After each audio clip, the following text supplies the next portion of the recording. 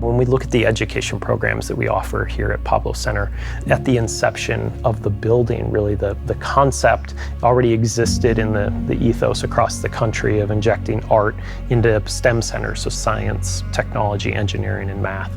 We really wanted to flip that on its ear, and myself, along with some board members, had the idea of what happens if you inject STEM into an art facility, and you really come up with STEAM, science, technology, engineering, art, and math.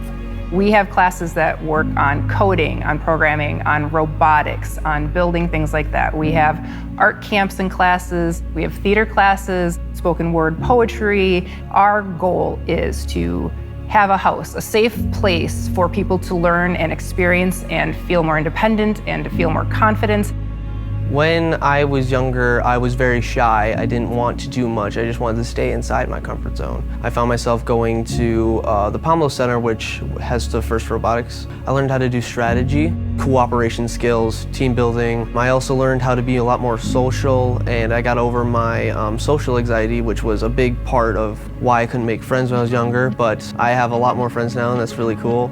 I have had more confidence when I was doing the classes. Like I was coming out of my shell more to make new friends and talk to new people. In order to bring arts and education is not to bring people to a place, but to bring that arts and education to people. From my perspective, the opportunity to expand our programming beyond these walls really is fulfilling the promise of the Pablo Center. I think looking at what we've done with New Auburn and the expansion of our robotics program, there's an idea of what happens as we start to grow out and impact regional communities. What will happen as everyone starts to have access to these courses? We had a conversation about what it would look like for us to start our own chapter in New Auburn and how that partnership would look. And then it was just kind of an open communication between the Pablo Center and myself. The impact of the students is huge. It's an exposure that they don't get otherwise, and the excitement. I mean, we came back from competition this year and they were all full of ideas and they didn't want to stop.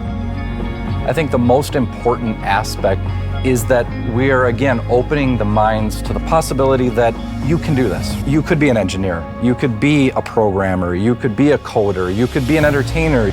I think that that's really the spirit of the Pablo Center. That's really what we're all about, is expanding what could be. Basically, you had to make a project about something with energy. We did research and we decided that we could extract the remaining energy out of batteries, because dead batteries still have an amount of energy in them. So we'd basically extract all the energy and we'd put them into rechargeable batteries. I travel 30 minutes to come to robotics, and I would travel further to come here because this place is awesome and everything I've learned has been so helpful. The funding side helps us to expand, helps us to make sure that no one is being left behind. Every summer we have wait lists, and I would love to think at some point we never have a wait list because we have fulfilled those needs and those gaps that are happening in the community. In some ways, children have forgotten to dream. This allows our kids and our children and our region to connect to the very thing that allows America to dream and be great. And that idea of getting to wonder what would it be like to put a robot on the moon, or more importantly, colonize Mars, is exciting. And this allows them to connect with all of the STEM and STEAM outreach programs.